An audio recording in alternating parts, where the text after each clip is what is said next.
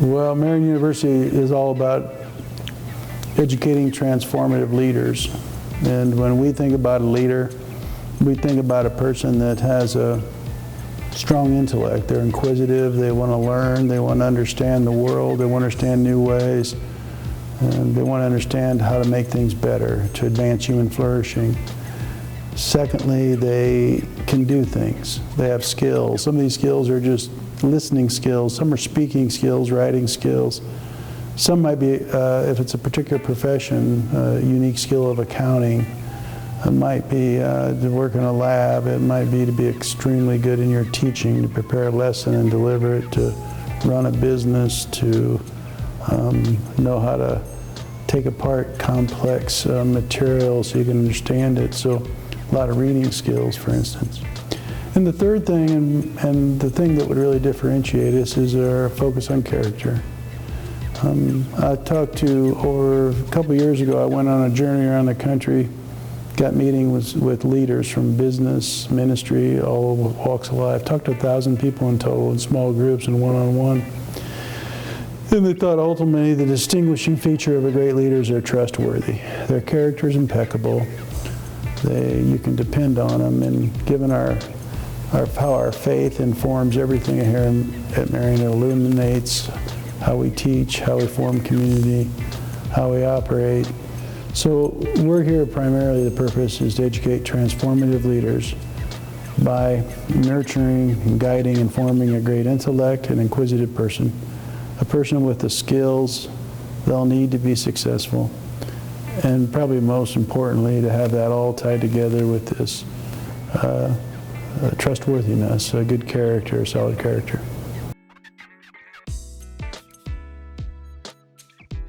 Well, first of all, we have great respect for the members of the Crossroads League, and they're all very good. And we have a unique faith tradition here.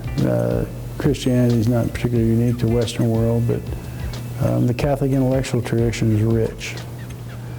We draw on tradition, we draw on scripture, we draw on academic learning, we draw on service, we draw on experience. We draw on church teaching and understanding over the years, and that informs what we do, and that informs how we form community here. We have a very tight-knit community. We're unique because where we're at. Indianapolis is a dynamic, thriving city, and we're in the middle of an area that I can drive you 5 minutes from here and find some of the wealthiest people in the state, and I can go 5 minutes and find a neighborhood that's full of poverty. I have white neighbors and black neighbors, Hispanic, Latino grows, and other populations, which is really quite informs us. And you learn, you know, here we of course love our Catholic faith, that's our home religion, so to speak. But you really come to understand not to think because you're Christian or some other tradition that you're better than others. You learn about, you know, loving God and loving your neighbor. We think in that light everybody's going to make it and be very important to our Creator. So what's unique about Marian is where we're placed, our unique tradition. In recent years we've become much better resourced. I often think though over the years to stay alive the resourcefulness of the place and the drive and the passion. People had to some years just try to keep it open, and now we move. So we're much like our Crossroads colleagues, faith-based, community-centered, high-quality education, commitment to service to humanity. Unique things is where we are in one of the most vibrant cities in America, in a neighborhood with multicultural, very different income levels and backgrounds, where our service can be to the poor and maybe to the wealthy and resources, but they need other parts of the message of character. We're unique because where we can put our students in the schools and businesses, in healthcare, and various ministries all over. So I think we have many similar traits. We live it in our unique way, but this city is an awesome, awesome place to get awesome work done with students.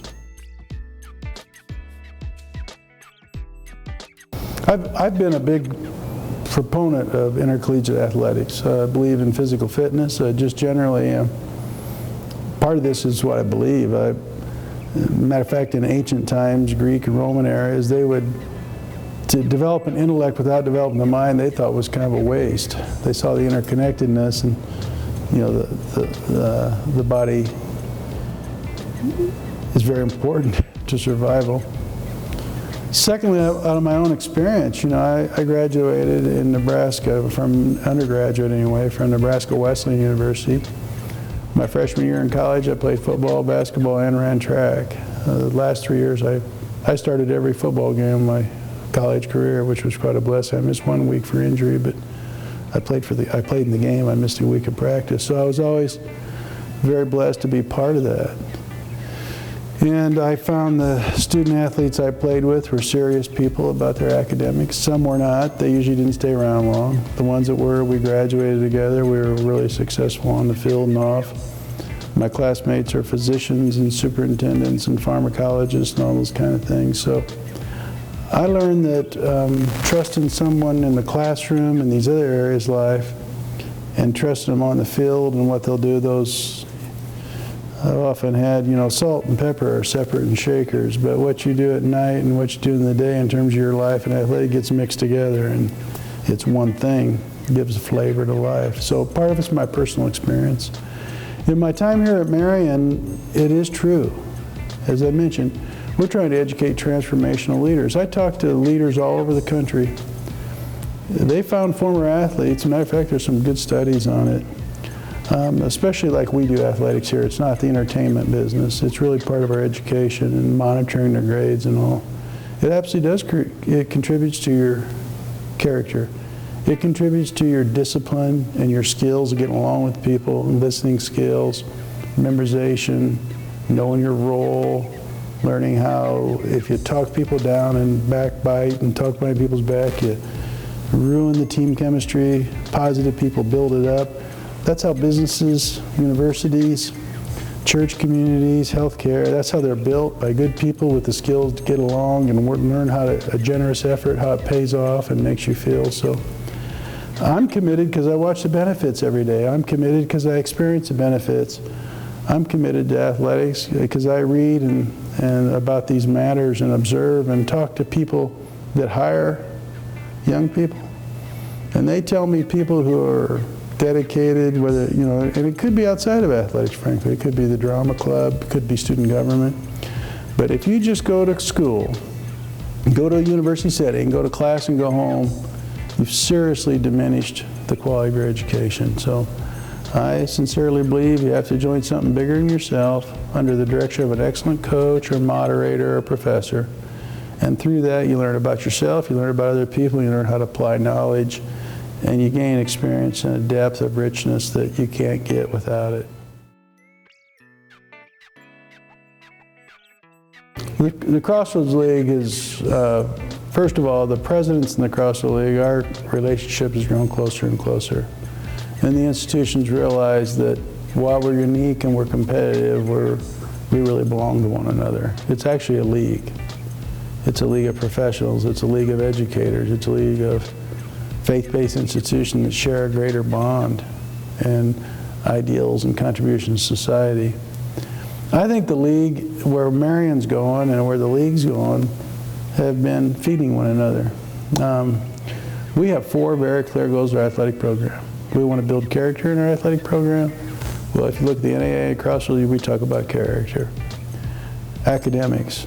Our retention rates are up, our GPAs are up, our number of academic All-Americans are up, the incoming class GPAs. We've expanded athletics, and our, probably over the last 12, 13 years, our SAT scores have grown by 90 points on average. So we have that in common. We belong to a league with student athletes, okay? The third thing is pride and excitement and attendance. All of our gate receipts are up. Our number of sports are up, alumni. Giving to the university and giving to athletics, well, there's no comparison. We barely had a heartbeat in that area.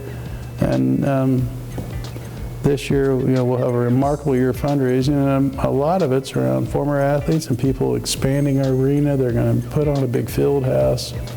Our alumni are coming together. So the third thing is just the pride and excitement. And the fourth thing is to learn what it takes to win.